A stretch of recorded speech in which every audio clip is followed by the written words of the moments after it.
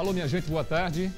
Estamos chegando para fazer companhia a vocês, mais uma vez, com a cobertura dessas eleições 2010. Desde as 8 horas da manhã, que estamos aqui levando até vocês tudo o que acontece em todo o Brasil e em especial aqui em Pernambuco dessas eleições de 2010. E vamos continuar então, agora que demos uma trégua aí para o Pedro Paulo, ele foi comer alguma coisa, foi exercer o direito dele, que é de votar. Eu já fiz essa obrigação, que eu não encaro como uma obrigação, mas como um dever de cidadão e principalmente como um direito. Porque esse país teve de lutar bastante para poder ir às urnas, para poder eleger os seus governantes. Então, mais do que uma obrigação, o voto, sem dúvida, é um direito, é um dever de todos nós.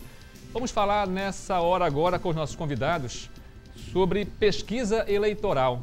Será que a pesquisa influencia na hora do voto? Será que a pesquisa induz a eleger candidatos?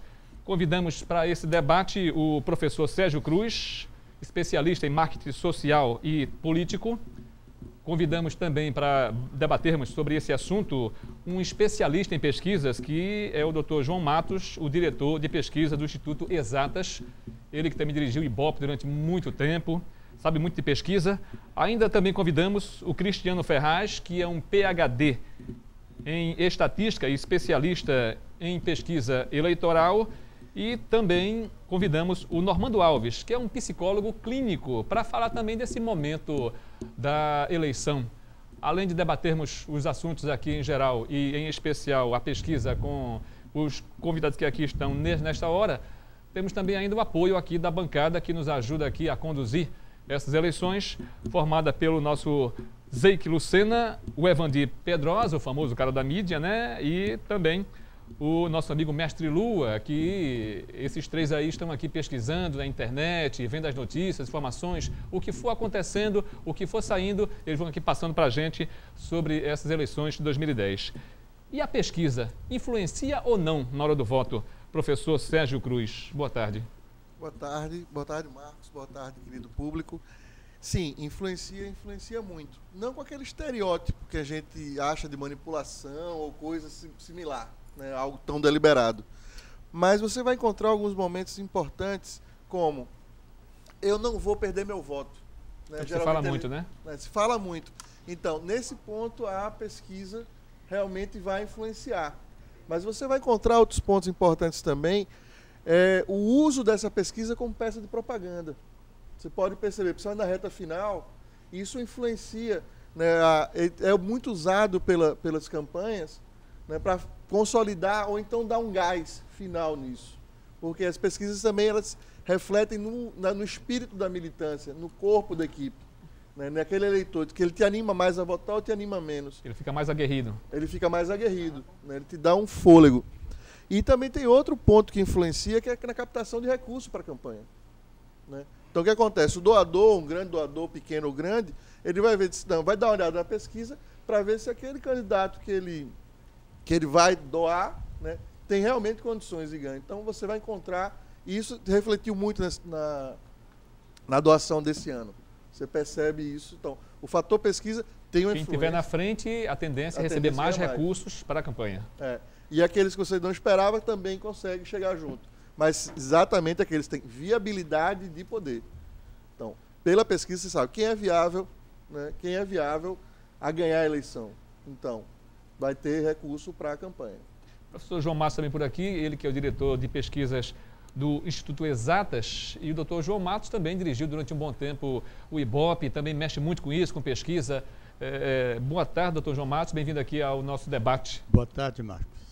Prazer tê-lo aqui para conversar. Prazer é meu. Sobre essa eleição. Há algo especial nessas pesquisas que o senhor acompanhou durante esse período eleitoral? Eu acompanhei e eu devo lhe dizer que eu fiquei profundamente decepcionado com esta eleição? Com essa eleição e com o andamento das pesquisas. A coisa que eu mais ouvia, no momento que saía alguma pesquisa, a gente ouvia do interessado: minhas pesquisas internas dizem outra coisa. Não batem. Nunca ouvi tanto pesquisa interna, nunca vi tanta porcaria jogada nos blogs com o nome de pesquisa. Fiquei absolutamente decepcionado. E quanto a isso da pesquisa influenciar? Indiretamente eu digo que ela influencia, principalmente por esse fato, aquelas pessoas que investem nos candidatos gostam de ver a pesquisa para investir naquele que tem mais chance. Existem alguns candidatos que estão propondo um sistema de o Estado patrocinar as pesquisas e impedir essa doação. Seria muito bom que isso acontecesse, porque essas pessoas que investem no candidato não investem de graça. Certamente esperam depois o retorno, né? O retorno. E é esse retorno que corrompe o meio político. E o povo, aquele que não investe, que está acompanhando a eleição, ele também se deixa influenciar pela pesquisa, ele vota só em quem está na frente? Indiretamente, porque ele levantou outro problema. O militante, com o resultado da pesquisa, se entusiasma e luta mais. Mas o eleitor que está em casa, na sua poltrona, e ouve dizer que tal candidato tem 40% e tal tem 20%.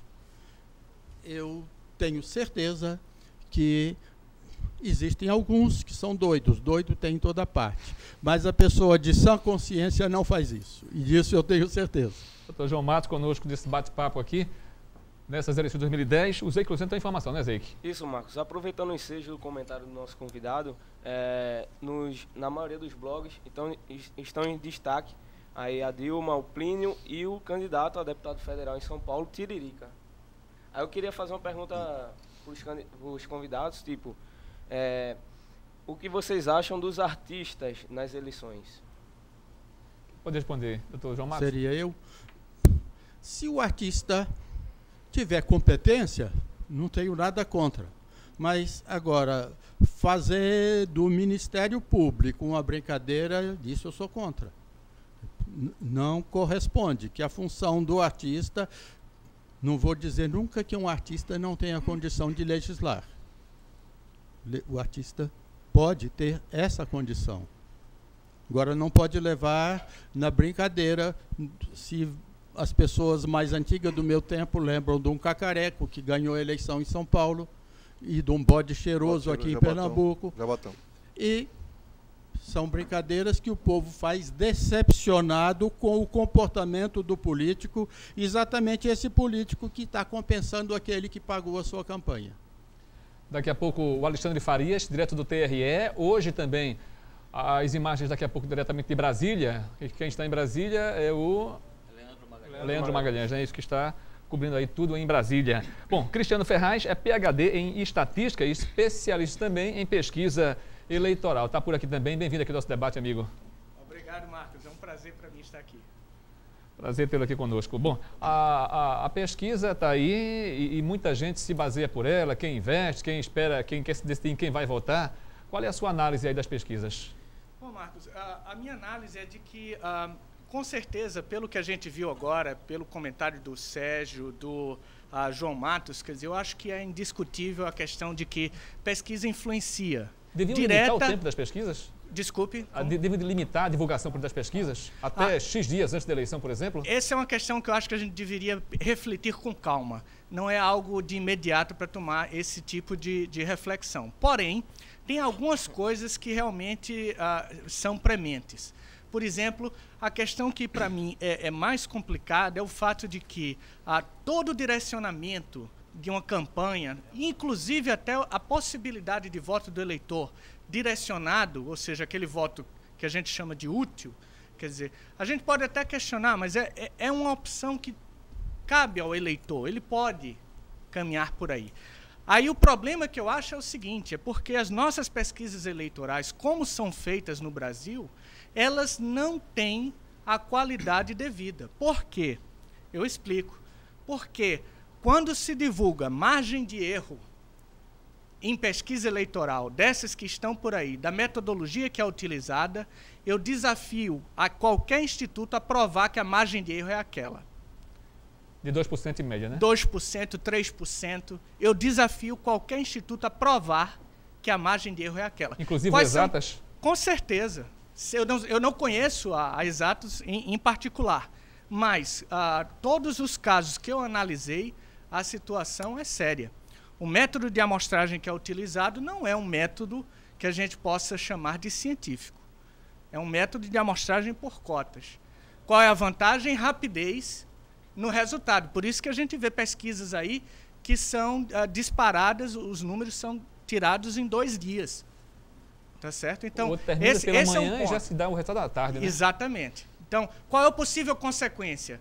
Se a gente analisar a história, a gente vai achar facilmente vários casos de pesquisas que, à véspera da eleição, o resultado foi completamente diferente.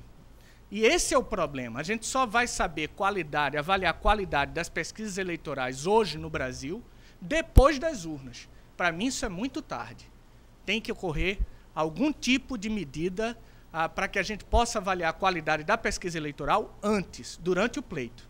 E aí, claro, tem todo o desdobramento e aquela discussão lá se impede ou não as pesquisas, que a gente pode discutir um pouco mais tarde. Colocar então também aqui na conversa o nosso Armando Alves, que é psicólogo clínico. Bem-vindo aqui a esse nosso debate, Armando. Boa tarde. Boa tarde a você. Alguns candidatos aí, aqui em Pernambuco em particular, nós imaginávamos que iríamos ter um grande clássico na disputa aí pelo governo do Estado, com a entrada do candidato Gustavo Vasconcelos, senador muito consagrado, saiu como governador muito bem avaliado. E, segundo as pesquisas, o governador Eduardo Campos deverá se reeleger, inclusive com o maior percentual proporcional do Brasil. Como trabalhar a cabeça do candidato derrotado? Essa é boa. Essa questão de... Se os números vierem a se confirmar, né, nessa proporção. Eu acho que uma questão é aprender a lidar com a frustração da perda, né? O psicólogo hoje também está na campanha política já? Olha, eu não trabalho com essa parte de eleição, mas, né? Mas veja, o psicólogo ele tem um papel social, né? Ele tem um papel de uma função social dentro da sociedade. A eleição também tem, não tem? Então, tudo que diz respeito à sociedade e às pessoas que formam a sociedade, o psicólogo tem que estar engajado e inserido, né? A derrota ensina mais? Depende da sua história de vida e da sua formação pessoal. Há pessoas que sabem lidar melhor com derrota, com perdas, e há outras que não. Foi uma coisa até que a gente estava conversando um pouco, né, agora enquanto aguardávamos, por exemplo, a questão de uma pessoa que tem problema, por exemplo, com álcool, por exemplo. Às vezes é uma maneira de quê? De compensar sensações de perdas que não sabe lidar. Então, cada um vai encontrar uma maneira de lidar com perda, de lidar com frustração. Quanto a esse aspecto das pesquisas influenciarem, eu acredito que de alguma maneira influencie, não é? Nem que seja de uma forma indireta. O emocional do eleitor se contagia pela pesquisa, pelo resultado. Veja só, uma das coisas que a gente faz atualmente dentro de um consultório da clínica, o que a gente faz? É questionar algumas questões e colocar a pessoa para repensar. Se eu lhe pergunto em uma pesquisa qual é o seu candidato, você, por mais que saiba, você vai ter que repensar, não vai? Parar para pensar? Eu sei que, vamos dar exemplo, você votou em candidato Y, não é?